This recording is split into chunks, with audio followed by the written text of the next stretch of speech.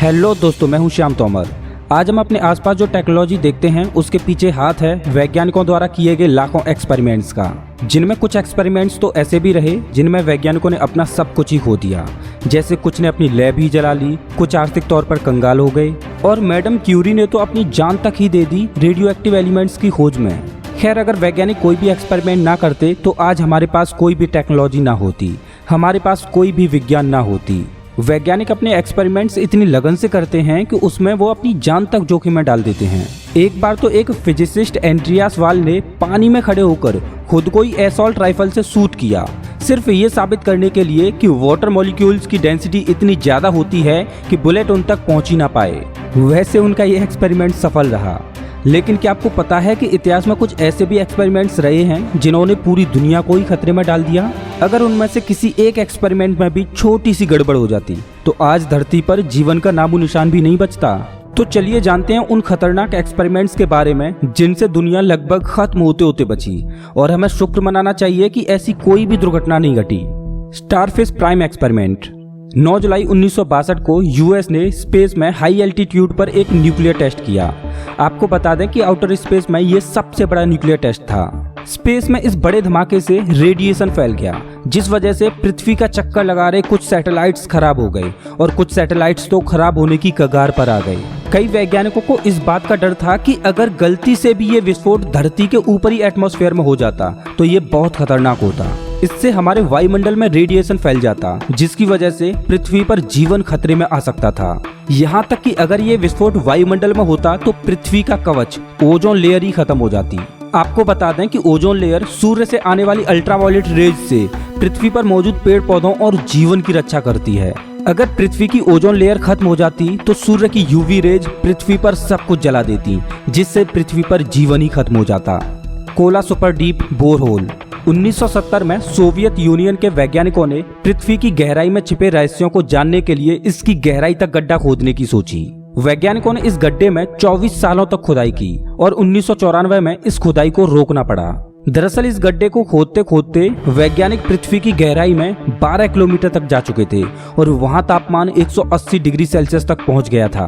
खुदाई रोकने का कारण था कि कहीं ऐसा ना हो कि और ज्यादा खोदने पर पृथ्वी का संतुलन ही बिगड़ जाए और भयंकर भूकंप आने लगे जो सब कुछ ही नष्ट कर दे। दूसरा कारण खुदाई रोकने का ये भी था कि खुदाई के औजार इतने तापमान पर खुदाई ही नहीं कर पा रहे थे। अगर वो इससे और ज्यादा गहरे जाते तो वो खुद ही पिघल जाते। वैसे ये इंसानों द्वारा खोदा गया अब तक का सबसे गहरा गड्ढा बना। Trinity test. वैज्ञानिकों ने पहला न्यूक्लियर बॉम्ब बनाया था जिसको टेस्ट किया जाना था, लेकिन टेस्ट से पहले ही वैज्ञानिक काफी डरे हुए थे।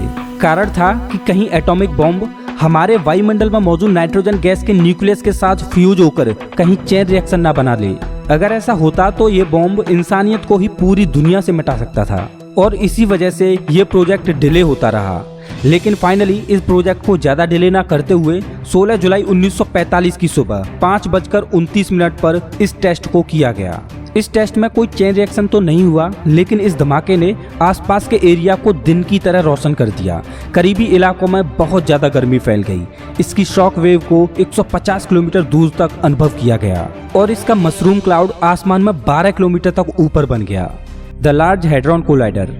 लार्ज हैड्रॉन कोलाइडर स्विट्जरलैंड में मौजूद एक पार्टिकल एक्सेलरेटर है। इस हैड्रॉन कोलाइडर में दो पार्टिकल्स को लाइट की स्पीड के 99% तक एक्सेलरेट करा के उनमें आपस में टक्कर कराई जाती है, जिससे विभिन्न प्रकार के पार्टिकल्स निकलते हैं जिनका वैज्ञानिक अध्ययन करते हैं। लेकिन जब इस एक्सपेरिमेंट को पहली बार किया जाना था तब वैज्ञानिकों के मन में एक डर था।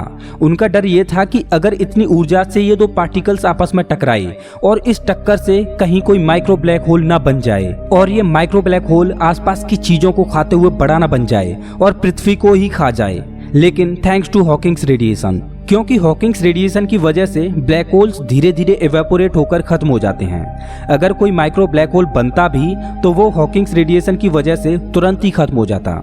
ऑपरेशन सिरस। 1940 में यूनाइटेड स्टेट्स ने एक हरिकेन के पाथ को डाइवर्ट करने की योजना बनाई। वैज्ञानिकों ने हरिकेन को ड्राई आइस से सीड किया। उनको लगा था कि ऐसा करने से हरिकेन में मौजूद सुपर कोल्ड वाटर फ्रीज हो जाएगा और तूफान धीमा पड़ जाएगा। लेकिन इसके उलट तूफान ने अपनी दिशा बदलते हुए एक ऐसी मूव ली जिसने एक पूरे शहर को ही चपेट में ले लिया, जिस वजह से काफी जान और माल का खामियाजा भुगतना पड़ा। इस एक्सपेरिमेंट की वजह से यूनाइटेड स्टेट्स को $200 मिलियन का खामियाजा भुगतना पड़ा था। सेटी यानी कि search for extra terrestrial intelligence. हमारे मन में एक सवाल उठता है कि क्या इस ब्रह्मांड में हम अकेले हैं या फिर क्या इस ब्रह्मांड में हम जैसी ही कोई एलियन सभ्यता मौजूद है। ऐसे ही सवालों के जवाब ढूंढने के लिए सेटी का गठन किया गया। सेटी एक ऐसी ऑर्गेनाइजेशन है जो अंतरिक्ष से आने वाले छोटे से छोटे सिग्नल को डिटेक्ट करती है। सेटी ने एक बार एलियंस की खोज में अंतरिक्ष में कुछ सिग्नल्स भेजे।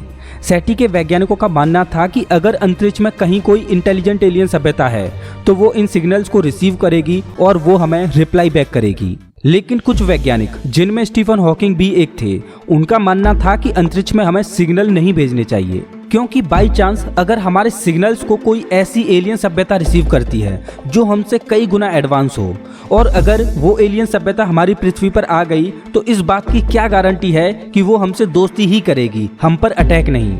हमने इतिहास में देखा है कि जितनी भी सिविलाइजेशन रही हैं, उन्होंने अपने से कमजोर सिविलाइजेशन पर राज ही किया है, उनका शोषण ही किया है। वैज्ञानिकों को डर था कि कहीं एलियन हमारे साथ ऐसा ना करें। खैर, शुक्र है कि अभी तक कोई भी एक्सपेरिमेंट हम पर उल्टा नहीं पड़ा।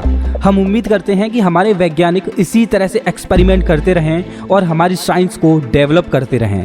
वैसे दोस्तों, आप हमारा वीडियो कौन से शहर से देख रहे हो, प्लीज़ कमेंट करके हमें ज़रूर बताएं। अगर आपको ये वीडियो अच्छा लगा हो तो लाइक करें और ऐसे ही मज़ेदार वीडियोज़ के लिए चैनल को सब्सक्राइब करें, साथ ही बेल आइकॉन दबाएं।